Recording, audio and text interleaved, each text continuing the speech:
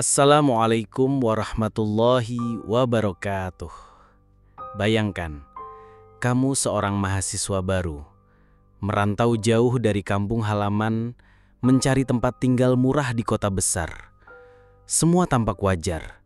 Sampai suatu malam, kamu mendengar suara perempuan menangis tepat di depan pintu kamarmu. Padahal, kos itu hanya dihuni oleh laki-laki. Malam ini, aku akan menceritakan sebuah kisah nyata yang terjadi di Surabaya. Tentang sebuah rumah kos murah yang ternyata dulunya bekas tempat kejadian pembunuhan. Dan kenapa sampai hari ini arwah yang terbunuh itu masih berkeliaran menebar teror ke setiap penghuninya. Kisah ini terjadi di Surabaya, tepatnya di sebuah gang sempit dekat Jalan Nginden. Gang itu bukan gang biasa. Meski sempit, di siang hari selalu dipenuhi suara bising kendaraan yang melintas di jalan besar, bercampur dengan derit gerobak pedagang keliling yang mendorong jualannya masuk ke sela-sela rumah. Bau gorengan yang digoreng di warung kecil dekat mulut gang seringkali terbawa angin masuk sampai ke dalam. Di kiri kanan gang, deretan rumah berdiri rapat. Sebagian sudah diubah menjadi rumah kos sederhana. Ada yang catnya masih cerah karena baru direnovasi, tapi banyak juga yang kusam bercampur noda hujan dan debu jalanan.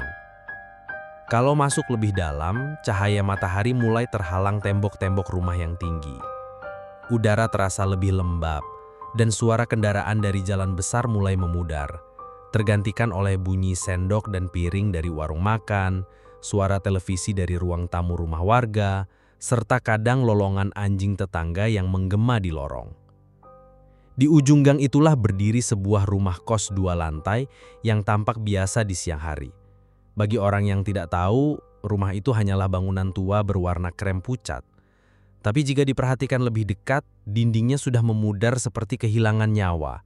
Catnya mengelupas di beberapa bagian, menampakkan semen abu-abu yang retak halus.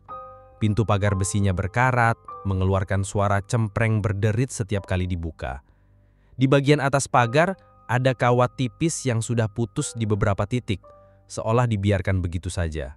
Jendela-jendelanya, terutama di lantai 2, selalu tertutup rapat. Bukan hanya tertutup kaca dan gorden, tapi juga terlihat seperti tidak pernah dibuka bertahun-tahun. Debu menempel tebal, dan di sudutnya, sarang laba-laba merajut benang kusut. Di bawah jendela, catnya menghitam, entah karena rembesan air hujan atau noda lembab yang sudah terlalu lama dibiarkan. Pemilik kos itu adalah Bu Ratna. Usianya sekitar 50-an, tubuhnya agak berisi, rambutnya disanggul sederhana, dan matanya tajam, meski senyumnya ramah. Ia tinggal di rumah induk persis di depan bangunan kos. Rumah 1 lantai dengan teras kecil yang dipenuhi pot bunga plastik berwarna-warni. Meski dikenal ramah di lingkungan, banyak penghuni kos lama yang menyadari satu kebiasaan aneh Bu Ratna. Ia jarang sekali menawari kamar di lantai 2. Hampir semua penyewa ditempatkan di lantai bawah, yang terdiri dari 4 kamar berjajar menghadap halaman tengah kecil. Lantai atas, yang konon memiliki 6 kamar, hampir selalu kosong. Kalaupun ada yang menyewa, biasanya tidak bertahan lama. Sore itu, langit Surabaya mulai merona jingga. Udara panas yang sejak siang membakar aspal jalan mulai turun sedikit, tapi hawa gerah masih melekat di kulit. Iman, seorang mahasiswa baru berusia 20 tahun, melangkah masuk ke gang itu sambil menyeret koper hitamnya yang sudah tergores di beberapa sisi. Bajunya sudah sedikit basah oleh keringat, rambutnya berantakan karena perjalanan dari terminal. Ia baru tiba dari Jombang, merantau untuk kuliah, dan sedang mencari tempat kos yang murah karena uang kiriman dari orang tuanya pas-pasan. Matanya memandangi deretan rumah sambil berharap menemukan papan bertuliskan kos yang sesuai kantongnya. Saat melewati warung mie ayam di tengah gang, ia melihat sebuah papan kecil tergantung di pagar besi rumah ujung gang. Tulisan di papan itu sederhana, Kos Putra, harga terjangkau. Iman berhenti, menatap bangunan kos 2 lantai itu. Dari luar, memang tampak agak tua, tapi pikirnya Selama harganya murah dan ada kasur untuk tidur, itu sudah cukup. Ia mengetuk pagar yang setengah terbuka, dan suara berderitnya membuat beberapa burung yang bertengger di kabel listrik terbang pergi. Tak lama kemudian, Bu Ratna muncul dari rumah induk di seberang halaman kecil. Ia mengenakan daster bermotif bunga-bunga. Wajahnya sedikit berkeringat karena baru saja menyapu teras. Senyumnya mengembang melihat Iman. "Mau kos, Nak?" tanyanya ramah. "Iya, Bu. Ada kamar kosong." Ada.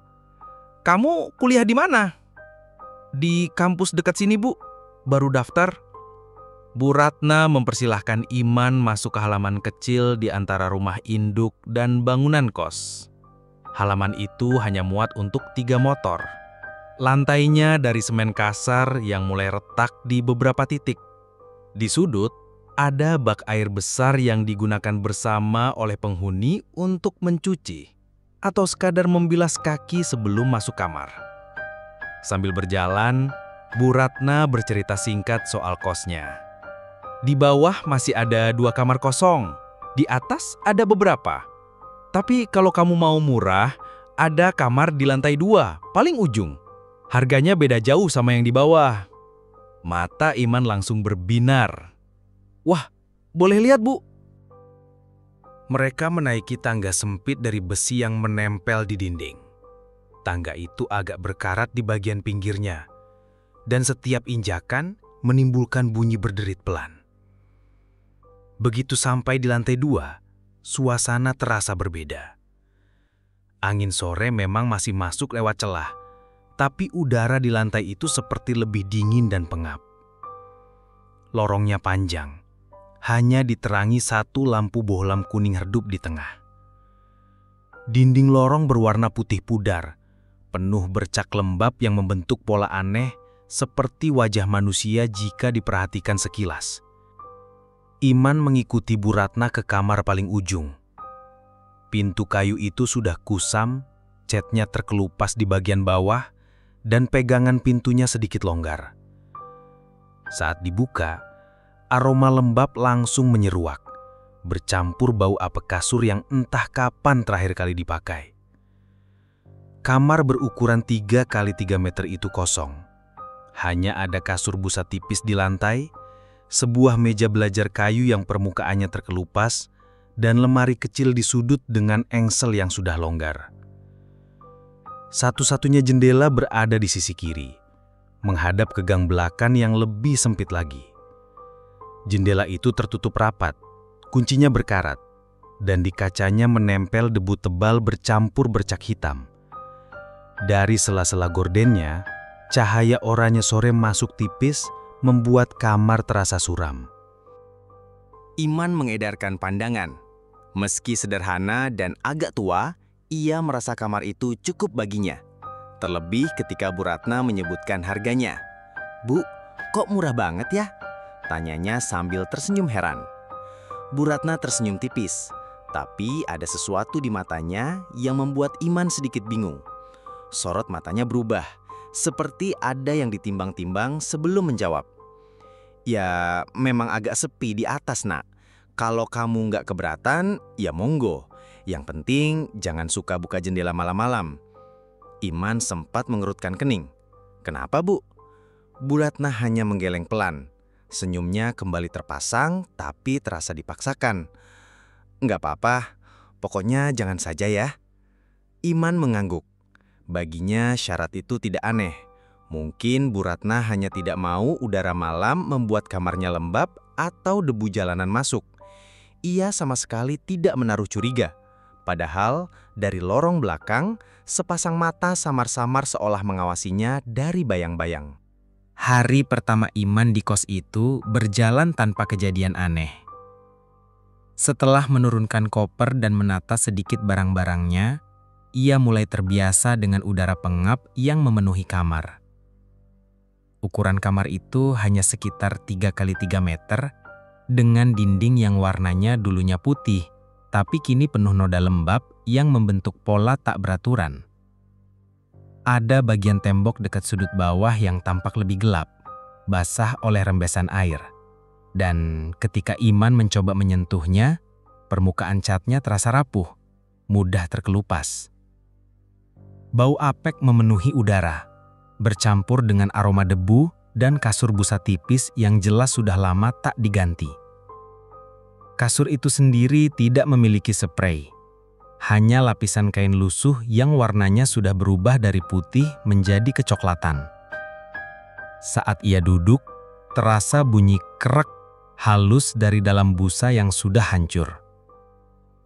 Di sudut kamar ada lemari kecil yang engselnya longgar, sehingga pintunya selalu miring sedikit terbuka seolah mengintip. Sebuah meja belajar tua dengan permukaan yang penuh goresan dan bercak air juga ada di sana. Kursinya terbuat dari besi dengan dudukan plastik yang retak di bagian tepinya. Satu-satunya jendela berada di sisi kiri kamar, tertutup gorden tipis berwarna coklat pudar. Ketika Iman mencoba membukanya untuk melihat keluar, ia harus memutar engselnya beberapa kali karena karat yang membuatnya keras. Pemandangan dari jendela itu bukanlah sesuatu yang indah. Ia bisa melihat lorong sempit lantai 2 yang membentang lurus, dinding di seberang hanya berjarak sekitar 2 meter dari kaca jendela. Lorong itu gelap dan hanya mendapatkan sedikit cahaya dari satu lampu bohlam kuning yang tergantung di tengah-tengah. Bohlam itu redup, seolah nyalanya tertahan, membuat cahaya hanya jatuh seperti lingkaran pucat di lantai. Di luar lingkaran cahaya itu, lorong tenggelam dalam bayangan. Saat sore berganti malam, Iman duduk di kursinya sambil memandangi layar ponsel. Di luar, suara riuh warga mulai mereda. Gang sempit yang siang tadi dipenuhi suara pedagang dan anak-anak bermain, kini hanya menyisakan langkah kaki beberapa orang yang pulang larut.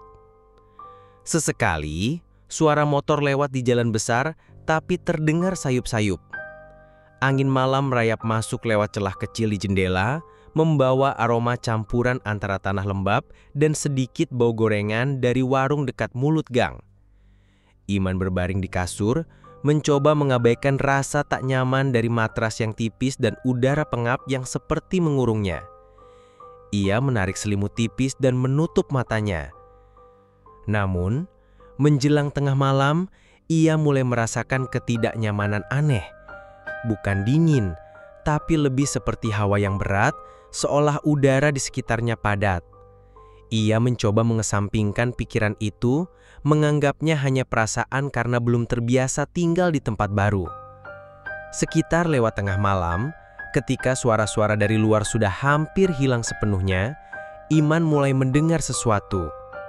Pelan, seperti berasal dari luar pintu kamarnya. Tok, tok, tok. Suara itu terdengar jelas di tengah keheningan. Bukan suara keras seperti orang menendang pintu, tapi ketukan pelan yang konsisten, seolah seseorang mengetuk dengan ujung kuku atau jari. Iman membuka matanya, menatap langit-langit sambil mencoba memastikan apakah itu hanya suara dari kamar sebelah. Tapi suara itu datang lagi. Tok, tok, tok. Sekarang ia yakin, suara itu dari pintunya. Dengan rasa penasaran bercampur gugup, ia bangkit perlahan, berjalan mendekat. Papan lantai kayu di bawah kakinya berderit pelan. Tangannya memegang gagang pintu dan ia menarik napas panjang sebelum memutarnya. Pintu terbuka dan lorong itu menyambutnya dengan keheningan. Hanya cahaya kuning pucat dari bohlam di tengah lorong yang memecah kegelapan. Tidak ada siapa-siapa. Hanya bayangan tiang penyangga yang bergoyang pelan, bergerak karena angin malam yang masuk dari ujung lorong. Iman memandangi lorong beberapa detik, menunggu kalau-kalau ada yang muncul. Tapi hening. Ia menutup pintu, menguncinya, lalu kembali ke kasur sambil berusaha meyakinkan dirinya bahwa mungkin itu hanya angin atau salah satu penghuni lain yang iseng. Namun, ketenangan itu tidak bertahan lama. Sekitar pukul 3 dini hari, ia terbangun oleh suara lain. Kali ini bukan ketukan, melainkan suara tangisan. Tangisan lirih, serak, dan pecah-pecah. Seperti seseorang yang menahan sakit luar biasa. Tolong, sakit. Suara itu membuat bulu kuduk Iman berdiri. Ia terlonjak buduk, napasnya mulai memburu. Tangis itu terdengar jelas, dan yang membuatnya semakin takut adalah kenyataan bahwa suaranya terdengar tepat di depan pintu kamarnya. Ia tidak mendengar langkah kaki, hanya tangisan yang semakin jelas, seperti orang yang sedang bersimpuh di lantai persis di luar pintu. Dengan hati-hati, ia melangkah mendekat. Kakinya terasa berat. Setiap langkah membuat rasa dingin merambat dari telapak kaki naik ke punggungnya. Ia menempelkan telinga ke pintu, dan benar saja. Suara itu seperti berasal dari jarak kurang dari 1 meter. Napasnya tercekak. Ia sempat berpikir untuk pura-pura tidak mendengar dan kembali tidur. Tapi rasa penasaran bercampur ketakutan membuatnya perlahan memutar gagang pintu. Engsel pintu berdecit pelan saat ia membukanya, menciptakan suara yang terdengar begitu keras di tengah keheningan. Lorong itu lagi-lagi kosong, tidak ada siapapun. Bahkan udara di luar terasa lebih dingin dibandingkan di dalam kamar. Iman berdiri di ambang pintu, menatap ke kiri dan kanan. Semua pintu kamar di lantai itu tertutup rapat. Lampu bohlam yang redup tetap berkelap-kelip seperti menahan mati. Namun, ada satu hal yang langsung membuatnya terdiam. Bau wangi bunga melati. Bau itu begitu kuat menusuk hidung. Tapi anehnya, tidak membuatnya nyaman. Wangi itu justru terasa asing, seperti aroma yang muncul bukan dari bunga segar, melainkan dari sesuatu yang sudah lama mati. Bau itu memenuhi lorong, meski tidak ada setangkai bunga pun di sana. Iman merasakan bulu kuduknya meremang semakin kuat. Bau melati itu seolah mengelilinginya, merayap masuk ke paru-parunya. Ia memandang lorong sekali lagi sebelum mundur perlahan ke dalam kamar dan menutup pintu dengan cepat. Jantungnya berdegup keras dan keringat dingin mulai membasahi lehernya, meski udara di kamar cukup dingin. Ia duduk di ujung kasur, memeluk lututnya sambil mencoba memahami apa yang baru saja terjadi. Tapi semakin ia memikirkan, semakin perasaan tidak enak itu menekan dadanya. Tangis lirih dan bau melati itu terasa terlalu nyata untuk dianggap mimpi atau halusinasi. Malam itu, ia tidak bisa tidur lagi. Setiap kali ia menutup mata, ia merasa seperti ada yang berdiri di depan pintunya, diam, hanya menunggu. Pagi itu, cahaya matahari menembus celah gorden tipis di kamar Iman, membentuk garis-garis terang yang jatuh di lantai berdebu. Udara masih lembab. Bau apek dari tembok yang lembab seolah menempel di hidung sejak ia membuka mata. Iman tidak tidur nyenyak semalaman.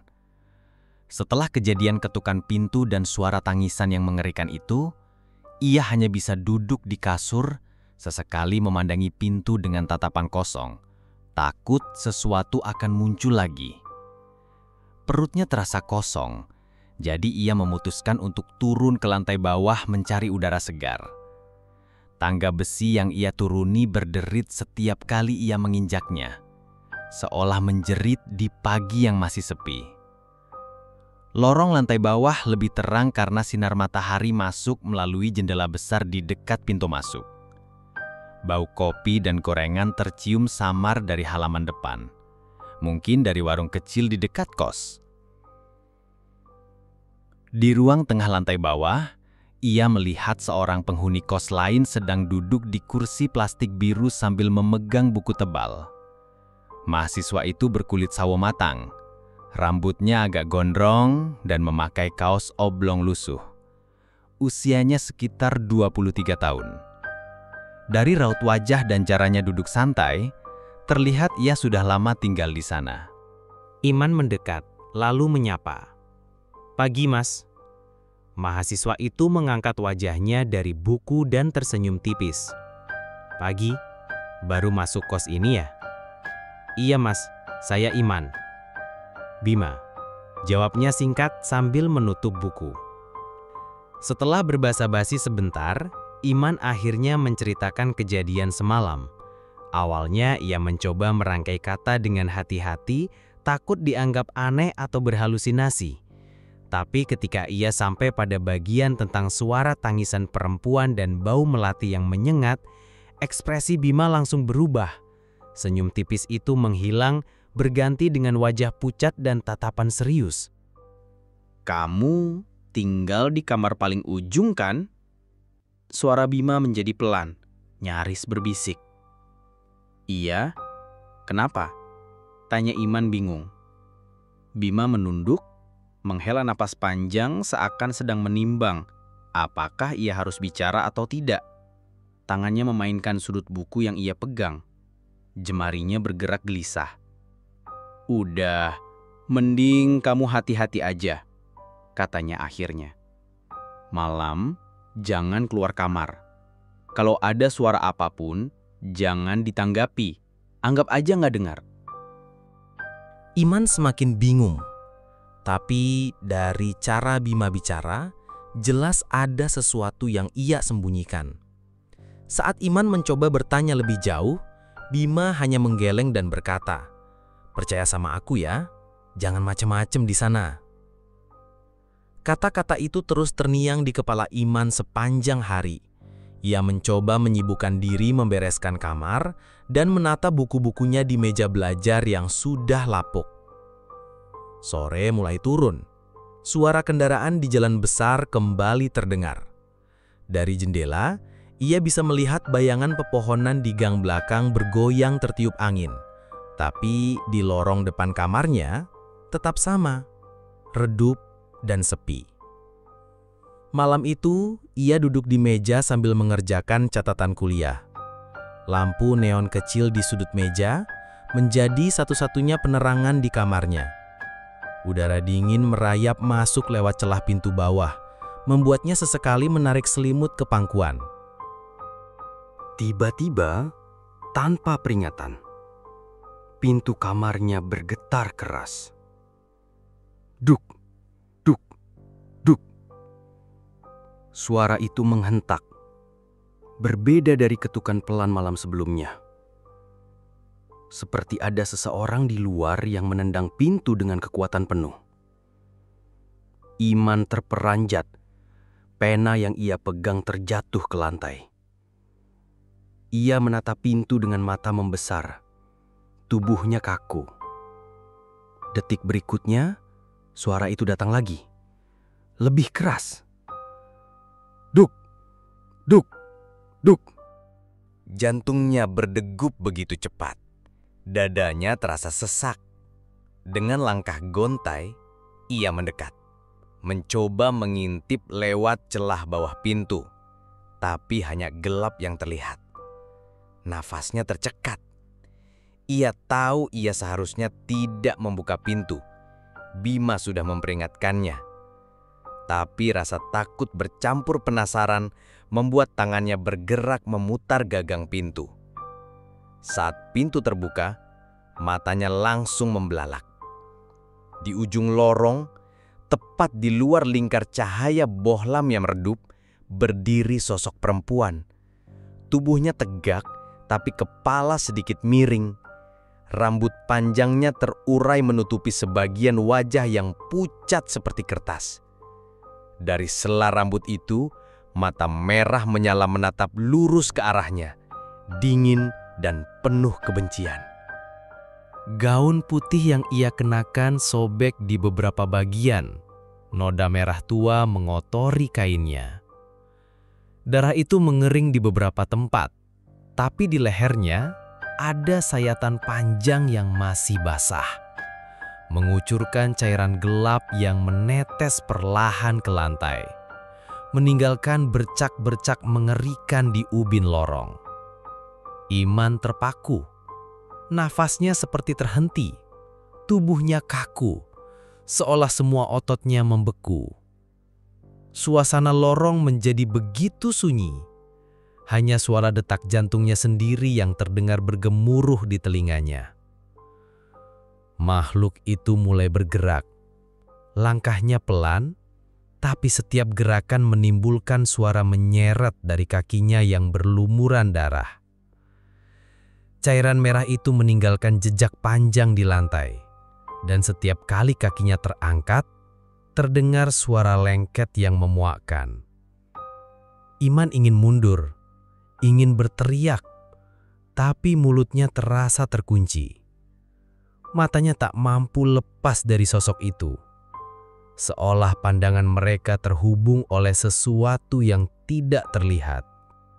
Ketika jarak antara mereka semakin dekat, suara pintu kamar di lantai bawah tiba-tiba terbuka dengan keras. Suara itu memecahkan ketegangan yang menjerat Iman. Dari bawah, terdengar teriakan keras, lantang, dan panik. "Iman, tutup pintumu sekarang!" Itu suara Bima. Kesadaran Iman kembali. Dengan sisa tenaga yang ia miliki, ia mundur tergesa-gesa, membanting pintu, dan memutar kunci secepat mungkin. Begitu pintu terkunci, suara tangisan langsung terdengar dari luar. Tangisan itu bukan lagi lirih, melainkan jeritan penuh kesakitan, bercampur amarah.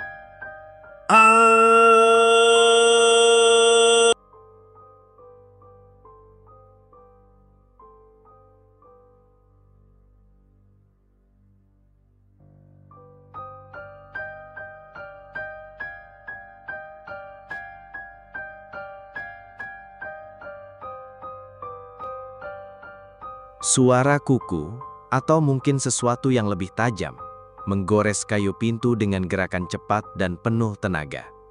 Iman mundur ke sudut kamar, memeluk lututnya, matanya tak berkedip dari pintu yang bergetar setiap kali cakaran itu datang.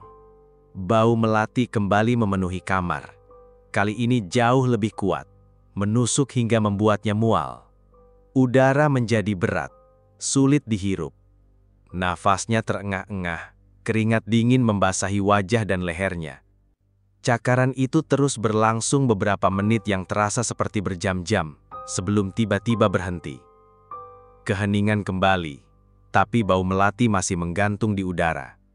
Iman tidak berani bergerak, telinganya menajam, mencoba menangkap suara sekecil apapun dari luar. Namun yang ia dengar hanya detak jantungnya sendiri dan bunyi tetesan cairan yang jatuh pelan di luar pintu. Entah itu air atau sesuatu yang lain. Malam itu Iman tidak tidur sama sekali. Ia hanya duduk di sudut kamar sampai cahaya pagi perlahan menembus celah gordeng, menandakan terornya berakhir. Setidaknya, untuk sementara. Malam itu suasana di lantai 2 kos terasa berbeda dari malam-malam sebelumnya. Udara dingin menusuk tulang, bahkan sebelum azan Isya berkumandang. Angin yang biasanya hanya berdesir pelan, kini seperti menyusup ke dalam tulang rusuk. Iman duduk di kursi kecil di sudut kamarnya, menunggu kedatangan Ustadz Hasan seperti yang dijanjikan Bu Ratna. Tangannya memegang cangkir teh yang sudah tak lagi hangat, tapi ia hanya menatapnya kosong. Pikirannya masih terpaku pada sosok menyeramkan yang ia lihat malam sebelumnya. Sesekali, dari jendela yang menghadap lorong, ia melihat bayangan Bu Ratna mondar-mandir di halaman depan rumah induk. Perempuan paruh baya itu tampak gelisah. Bibirnya bergerak-gerak, entah berdoa atau berbicara sendiri. Sekitar pukul 8 malam, pintu pagar besi berkarat berderit. Lalu suara langkah kaki terdengar mendekat. Seorang pria tua bersorban putih, berjubah sederhana, dengan wajah teduh dan mata yang dalam, memasuki area kos. Dialah Ustadz Hasan. Wajahnya memancarkan ketenangan, tapi ada sedikit kerutan di dahinya saat matanya menelusuri bangunan lantai 2 yang tampak muram di balik lampu kuning redup. Bu Ratna segera menyambutnya, menunduk sopan, lalu mengajaknya masuk ke rumah induk untuk berbincang sebentar. Iman berdiri kaku di depan pintu kamarnya, memperhatikan dari jauh. Ketika Ustadz Hasan menaiki tangga menuju lantai 2, langkahnya melambat, seperti merasakan beban tak kasat mata yang menyelimuti udara di sekitarnya. Begitu sampai di depan kamar Iman, Ustadz Hasan berhenti sejenak. Ia menatap daun pintu itu lama sekali, seakan sedang berbicara dalam hati. "Assalamualaikum." Suaranya berat, tapi jelas. Iman buru-buru membalas salam, lalu mempersilahkannya masuk. Kamar itu tampak makin sumpek malam ini, meskipun ukurannya tak berubah. Bau lembab dari tembok dan kasur usang bercampur dengan aroma debu yang mengendap. Ustadz Hasan mengamati setiap sudut ruangan dengan seksama. Mata tuanya memandang ke arah bercak-bercak hitam di tembok dekat kasur, lalu ke langit-langit yang penuh sarang laba-laba. Ia menunduk sebentar, bibirnya bergerak membaca doa. Tempat ini masih menyimpan jejak kejadian itu, ucapnya pelan. Iman menelan ludah, menunggu penjelasan lebih lanjut. Perempuan itu mati dengan rasa sakit yang tak terperikan. Darahnya meresap ke dinding ini. Bekasnya tak pernah hilang meski dicat berkali-kali. Itulah yang mengikat arwahnya di sini. Bu Ratna yang berdiri di dekat pintu menunduk, matanya berkaca-kaca. Saya sudah mencoba mengosongkan kamar ini, Ustadz, tapi selalu ada saja yang mau mengisinya. Mereka biasanya tidak tahan lebih dari sebulan. Ustadz Hasan mengeluarkan sebuah tasbih kayu berwarna gelap dari sakunya, lalu menyalakan dupa wangi dari kotak kecil yang ia bawa. Asap tipis mengepul, memenuhi kamar dengan aroma yang menusuk namun menenangkan. Ia membuka kitab kecil yang sudah lusuh di tepinya, lalu mulai membaca ayat-ayat suci dengan suara lantang dan bergetar. Iman merasa udara di sekitarnya semakin berat, seperti ada sesuatu yang menekan dadanya dari dalam. Lampu bohlam kuning di langit-langit mulai berkelap-kelip, kadang meredup hampir mati, lalu menyala lagi. Suara detak jam dinding terdengar sangat keras, seakan setiap detik memanjang menjadi menit. Tiba-tiba, dari pojok ruangan terdengar suara seperti gesekan kuku di tembok. Set, seret, set. Iman spontan menoleh ke arah itu, tapi tak melihat apa-apa. Ustadz Hasan tetap fokus. Suaranya semakin meninggi, membaca ayat demi ayat. Asap dupa semakin pekat, membuat pandangan sedikit kabur. Iman mengusap matanya, dan ketika pandangannya kembali jelas, ia melihat sesuatu yang membuat darahnya berhenti mengalir. Bayangan hitam merayap di sepanjang dinding, bergerak cepat menuju langit-langit. Dari langit-langit bayangan itu menebal, berubah menjadi sosok wanita dengan rambut panjang menjuntai menutupi wajahnya. Gaun putihnya robek dan penuh noda merah gelap. Matanya merah menyala menembus gelap, menatap lurus ke arah Iman. Lehernya terbelah dalam dan dari celah itu mengalir cairan kental berwarna hitam pekat. Jeritanya memecah udara. Bu Ratna menjerit dan mundur menempel ke pintu. Wajahnya pucat pasi. Iman membeku di tempat. Kaki dan tangannya seperti terkunci. Ustadz Hasan tetap berdiri tegap, meski alisnya berkerut. Dan suaranya semakin kuat, memecah teriakan makhluk itu. Bismillahirrahmanirrahim. Allahu la ilaha illa huwal hayyul qayyum. Makhluk itu bergerak mendekat, menyeret kakinya yang berlumuran darah di lantai kamar, meninggalkan jejak basah yang berkilat di bawah cahaya lampu yang terus bergetar. Bau busuk bercampur melati semakin menusuk hidung, membuat Iman hampir muntah. Setiap langkahnya menghasilkan suara licin, seperti cairan yang menetes dan menggenang. Iman bisa mendengar detak jantung yang sendiri, cepat dan tak beraturan. Tiba-tiba, makhluk itu berhenti di tengah ruangan, tepat di antara Iman dan Ustadz Hasan. Rambutnya bergerak pelan, seolah ditiup angin yang tak terasa di kulit. Dari celah rambut itu, bibir pucatnya terbuka, mengeluarkan suara serak yang memanjangkan kata, "Kembalikan, aku pulang." Ustadz Hasan memejamkan mata sebentar, lalu berkata tegas, "Tempatmu bukan lagi di sini. Lepaskan semua yang mengikatmu." Ia melangkah maju, menggenggam tasbih erat-erat. Suaranya menggema di antara dinding kamar sempit itu. Makhluk itu mengeluarkan jeritan panjang, Tubuhnya bergetar hebat.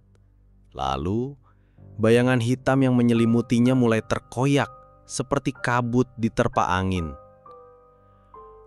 Lampu bohlam tiba-tiba menyala sangat terang, lalu padam seketika, meninggalkan mereka dalam gelap total. Dalam kegelapan itu, Iman bisa merasakan hembusan napas dingin di telinganya. Lalu, suara lirih yang nyaris tak terdengar. Dia akan datang untukmu. Lampu menyala lagi, dan sosok itu sudah lenyap. Yang tersisa hanyalah lantai basah dengan noda gelap yang tak bisa dijelaskan. Ustadz Hasan menarik napas panjang. Matanya memandang serius pada Iman. Ini belum selesai, katanya singkat. Bu Ratno terisak di sudut. Tangannya menutup mulut. Sementara di luar, angin malam berdesir melewati gang sempit, membawa hawa yang entah kenapa terasa lebih mencekam daripada sebelumnya. Malam itu, udara di dalam kamar terasa seperti berubah menjadi ruang hampa. Angin dingin berputar-putar tanpa arah, membuat tirai tipis di dekat jendela berkibar liar, meski kaca jendela tertutup rapat. Lampu bohlam di langit-langit berayun pelan. Cahayanya berkelip-kelip, seolah sedang berjuang untuk tetap hidup. Bau melati kembali menyengat, namun kali ini bercampur dengan aroma besi yang menusuk hidung. Bau darah yang begitu nyata. Pintu kamar yang tadi terbuka sedikit tiba-tiba menutup sendiri dengan hentakan keras. Bunyi duar menggema di lorong sempit, membuat Iman tersentak mundur dan hampir terjatuh. Ia memandang ke arah pintu dengan mata membelalak. Nafasnya tersengal. Di sudut lain, Bu Ratna sudah terduduk di lantai, memeluk lututnya erat sambil menundukkan kepala. Bibirnya komat kamit membaca doa. Wajahnya pucat pasi, matanya berkaca-kaca. Kerudungnya sedikit terlepas di bagian depan karena gerakan terburu-buru. Di tengah kekacauan itu, Ustadz Hasan berdiri tegak di tengah kamar yang hanya diterangi cahaya temaram lampu kuning. Bayangan tubuhnya jatuh panjang di lantai, bergoyang-goyang seiring kilatan cahaya lampu. Di tangan kirinya tergenggam erat tasbih kayu cendana yang terus ia putar. Sementara tangan kanannya terangkat tinggi, telapak menghadap ke arah sosok yang kini melayang di pojok ruangan. Kuntilanak itu bukan lagi hanya bayangan. Wujudnya terlihat jelas. Rambutnya yang hitam legam menjuntai panjang, menutupi sebagian wajah pucatnya. Dari sela-sela rambut itu, tampak mata merah menyala seperti bara api, menatap penuh kebencian.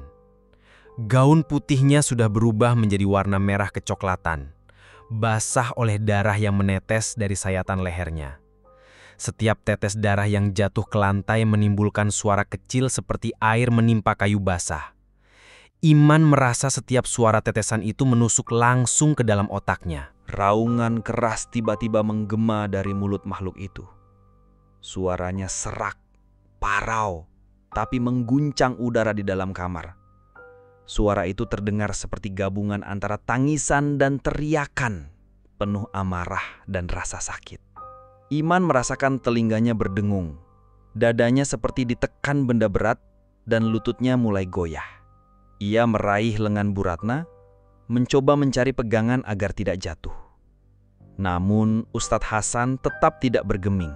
Suaranya meninggi, melafalkan ayat-ayat pengusir jin dengan nada tegas.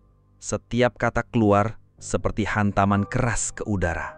Suara doa bercampur dengan bunyi deru angin yang kini semakin kencang.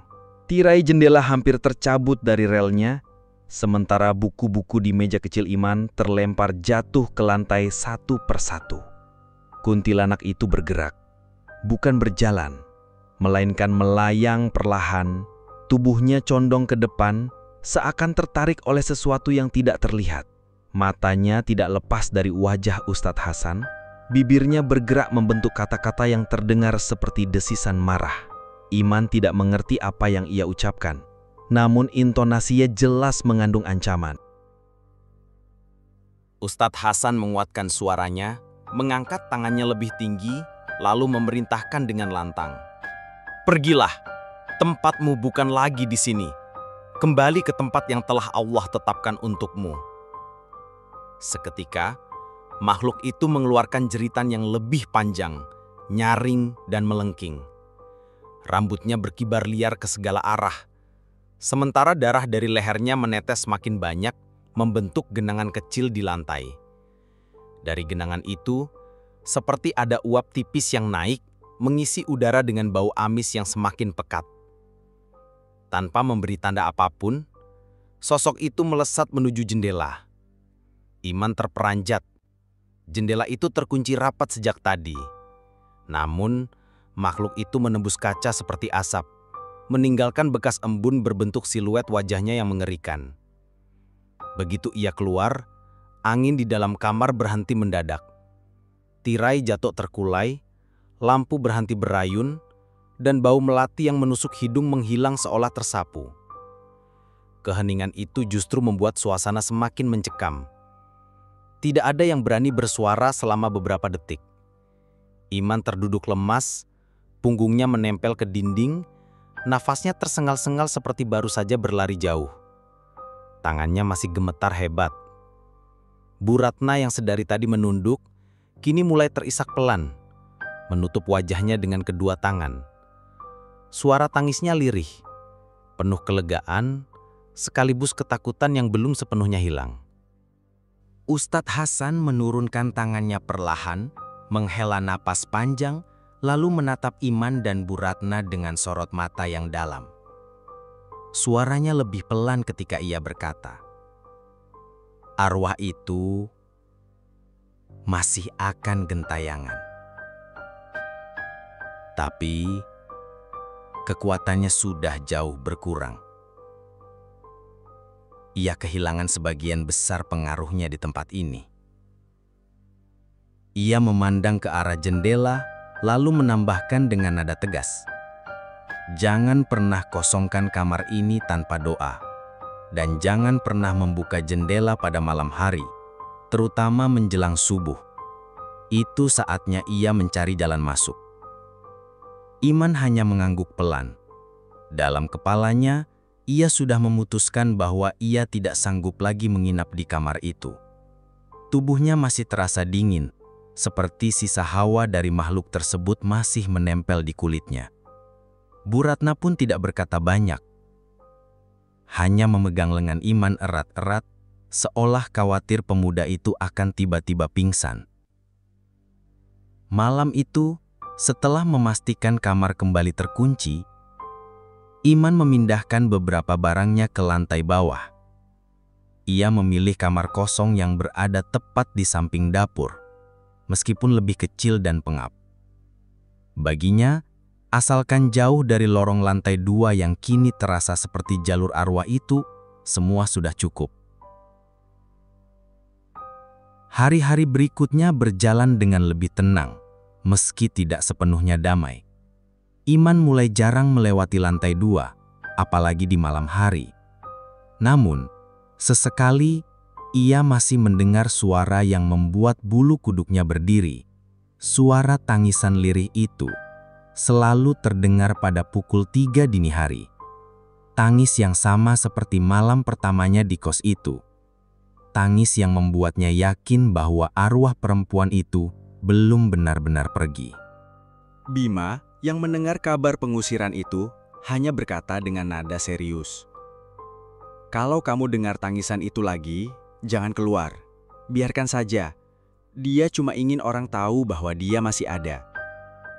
Bu Ratna pun mulai lebih sering menyalakan lampu di lorong lantai 2, meski listrik kos jadi lebih boros. Ia bahkan menempelkan kertas bertuliskan doa di pintu kamar bekas TKP itu, berharap bisa memberi perlindungan tambahan. Namun tidak semua penghuni percaya pada hal itu. Beberapa tetap menganggapnya sekadar cerita horor yang dilebih-lebihkan. Sampai suatu malam, 2 penghuni baru yang menempati kamar di dekat lorong atas mengaku mendengar suara ketukan di pintu mereka. Saat dibuka, lorong itu kosong. Hanya bau melati yang tercium kuat. Mereka tidak tahu itu adalah pertanda. Dan entah sampai kapan, arwah perempuan itu akan benar-benar tenang. Malam itu menjadi saksi bahwa tidak semua tempat yang tampak biasa benar-benar aman untuk ditinggali. Iman mungkin sudah pindah dari kamar itu. Tapi ingatan tentang sosok perempuan bergaun putih dengan leher tersayat akan terus menghantuinya. Bau melati, ketukan pelan di pintu, dan suara tangisan pukul 3 dini hari akan menjadi tanda yang tak pernah hilang dari kos itu. Kita sering mengira bahwa kisah seram hanyalah bualan, sampai kita sendiri mengalaminya. Kadang, arwah yang pergi tidak benar-benar meninggalkan dunia ini, terutama jika kematiannya diliputi dendam dan penderitaan yang dalam. Mungkin di kota kita, bahkan di lingkungan kita sendiri, ada bangunan yang menyimpan rahasia kelam serupa, yang menunggu saat tepat untuk menampakkan dirinya. Jadi, jika suatu malam kalian mendengar suara ketukan atau tangisan di luar kamar, pikirkan baik-baik sebelum membukanya. Karena kalian tidak pernah tahu siapa atau apa yang sebenarnya sedang menunggu di sana. Jangan remehkan cerita lama yang beredar di suatu tempat, apalagi jika menyangkut tragedi. Hormati ruang yang bukan milik kita. Dan selalu ingat, doa adalah satu-satunya pelindung di antara kita dan dunia yang tak kasat mata.